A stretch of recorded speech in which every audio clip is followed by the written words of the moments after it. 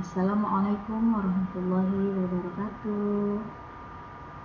Apa kabar anak-anak sekalian? Ya, jumpa lagi dalam pelajaran pendidikan agama Islam dan budi pekerti bersama Ustazah Hatni.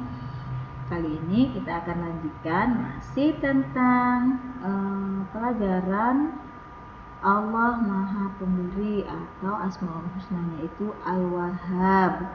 Nah, anak-anak sekalian, seperti biasa, sebelum kita mulai belajar, mari kita baca basmalah bersama-sama. Bismillahirrahmanirrahim.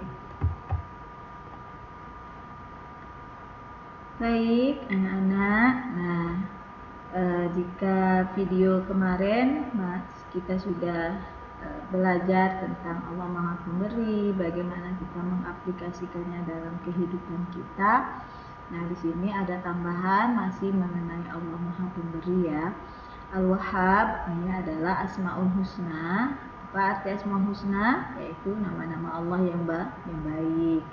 Al-Wahhab adalah nama Allah yang ke-16 dari 99 Asmaul Husna. Al-Wahhab artinya yang Maha Pemberi.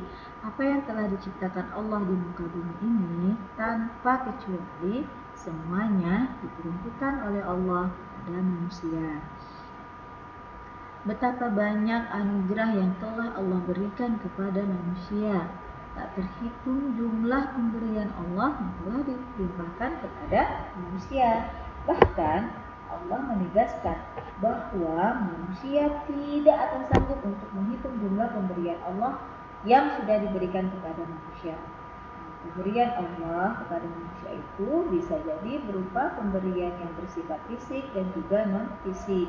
Jadi dalam Al-Quran Allah sudah menjelaskan bahwa jika seluruh lautan yang ada di permukaan bumi ini dijadikan sebagai tinta dan pohon-pohon itu dijadikan sebagai pena atau sebagai pulpen untuk menuliskan nikmat atau pemberian Allah kepada manusia, maka niscaya tintanya sudah habis, pulpennya sudah habis, atau penanya juga sudah habis. Namun anugerah, kenikmatan, pemberian yang Allah berikan itu masih tidak selesai kita tulis, saking banyaknya pemberian Allah kepada manusia. Contoh misalnya mata saja. Mata ini, di dalam mata ada banyak lagi, ada kornea mata, ada retina dan segala macamnya, ya kan? Nah, kemudian tangan ada jari, ada kuku, ada kulit. Itu banyak sekali kalau kita mau menuliskan tentang pemberian Allah kepada kita. Nah, jika tadi sudah disampaikan bahwa pemberian Allah itu bisa bersifat fisik dan juga bisa bersifat non-fisik. Nah, maksudnya adalah pemberian Allah yang bersifat fisik itu contohnya antara lain keindahan dan keserasian tubuh yang kita miliki dan perlengkapan hidup lainnya yang tersedia di alam sekitar kita. Jadi coba kita lihat, Allah menciptakan fisik kita dengan sempurna. Kalian bayangkan jika mata kita yang dua ini, satu di depan, satu di belakang. Kira-kira cantik enggak tuh fisik kita? Ganteng enggak? Nah, tak ganteng jadinya, tak cantik. Karena matanya ada satu di depan, satu di belakang. Atau telinganya, ada satu yang di depan, satu di samping kanan, yang sebelah kiri tidak ada telinga. Aneh. Atau lubang hidungnya tidak di bawah tapi di atas. Nanti kalau hujan, lubang hidungnya kemasukan hujan kan? Nah, jadi secara fisik Allah sudah menciptakan manusia itu dengan sebaik-baik bentuk, dengan sempurna, seperti yang ada di dalam surah An-Tin ya. Nah, kemudian ada juga pemberian Allah yang bersifat non-fisik, antara lain akal. Ini adalah pemberian Allah. Kita bisa mikir mana yang baik, mana yang tidak, mana yang bagus, mana yang tidak bagus, mana yang boleh, mana yang tidak boleh. Itu semua karena akal yang Allah berikan kepada kita. Kemudian nafsu itu juga pemberian Allah ya. Pengen ketika misalnya nih contoh, misal kita lagi puasa, terus lihat minum pengen, lihat cincau pengen cincau, lihat es cendol pengen es cendol, lihat kue, cake coklat pengen, lihat brownies pengen, lihat puding pengen. Nah, itu semua nafsu. Namun jika kita memiliki keimanan yang baik kepada Allah Subhanahu wa taala, maka nafsu itu bisa kita kendalikan. Hati juga merupakan pemberian non fisik yang Allah berikan kepada kita. Dan yang tak lupa dan paling penting adalah petunjuk kehidupan, yaitu agama. Agama ini adalah pemberian non fisik Allah, tapi sangat berharga. Seorang manusia yang memiliki bentuk yang sempurna, namun dia tidak memiliki agama yang baik, maka semua itu tidak akan berguna. Jadi yang paling penting dari semuanya itu adalah ketika kita memiliki agama yang baik pada diri kita, maka fisik yang kita miliki ini akan menjadi indah. Allah berfirman di dalam surah Al-Imran ayat 8 yang artinya Bismillahirrahmanirrahim. Mereka berdoa, ya Tuhan kami, janganlah Engkau jadikan hati kami condong kepada kesesatan. Sesudah Engkau beri petunjuk kepada kami, dan karuniakanlah kepada kami rahmat dari sisi Engkau. Sesungguhnya Engkaulah Maha Pemberi karunia. Apabila seorang manusia menyadari sepenuhnya akan apa yang telah diterimanya dari Allah yang melimpah ruah ini, maka dengan serta-merta ia akan mensyukuri hal itu. Dan orang yang memiliki kesadaran seperti ini, maka ia akan memanfaatkan dan menggunakan apa yang telah diterimanya itu sesuai dengan apa yang dikehendaki oleh Allah. Seperti yang video kemarin Ustazah sampaikan ya. Jadi ketika ada yang membutuhkan, maka dia akan mau berbagi. Ketika ada yang perlu, dia akan atau perlu pertolongan, dia akan menolong. Nah, seorang yang punya kesadaran akan membantu dan dia akan menggunakan apa yang telah dimilikinya sebagai sarana atau alat untuk mengabdi kepada Allah. Karena bagi orang itu, pengabdian yang dilakukannya belumlah cukup dan tidak sebanding dengan apa yang telah diterimanya dari Allah Subhanahu wa taala.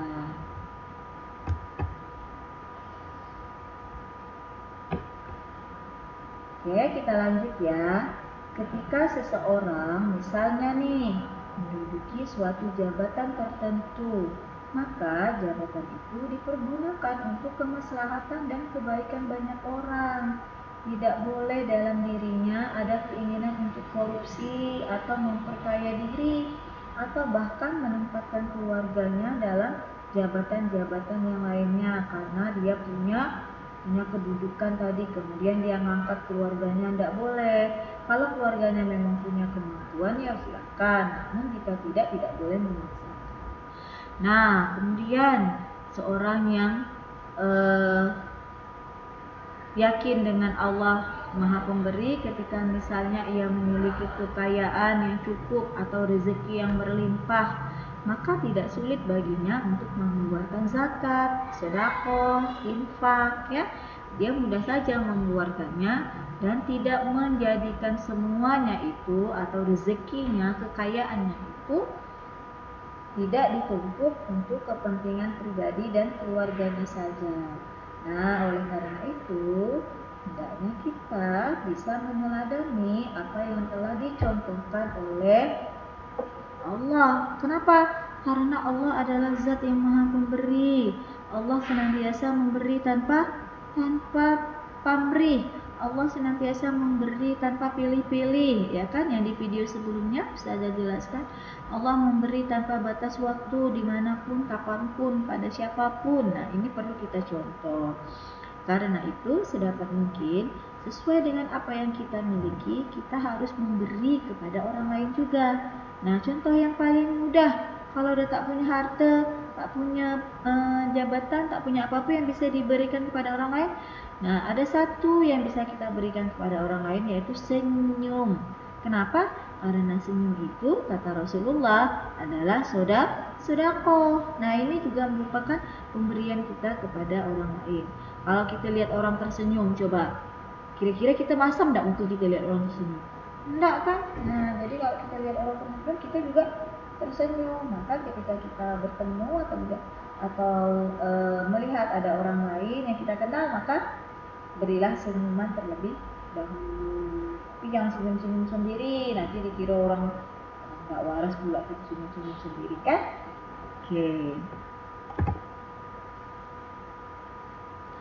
Oke, baik anak-anak, sampai di sini dulu video kita kali ini ya. Sekali lagi Ustazah ingatkan bahwa Allah Maha Pemberi, tidak akan pernah berkurang pemberian Allah kepada manusia. Sama juga dengan kita, ketika kita memberi kepada orang lain yang membutuhkan, maka tidak akan berkurang rezeki dan harta kita yang Allah berikan kepada kita. Semoga apa yang Ustazah sampaikan bisa kalian pahami dan kalian mengerti, dan kita sama-sama menjalankannya dalam kehidupan kita sehari-hari. Terima kasih karena sudah menonton video kali ini sampai selesai.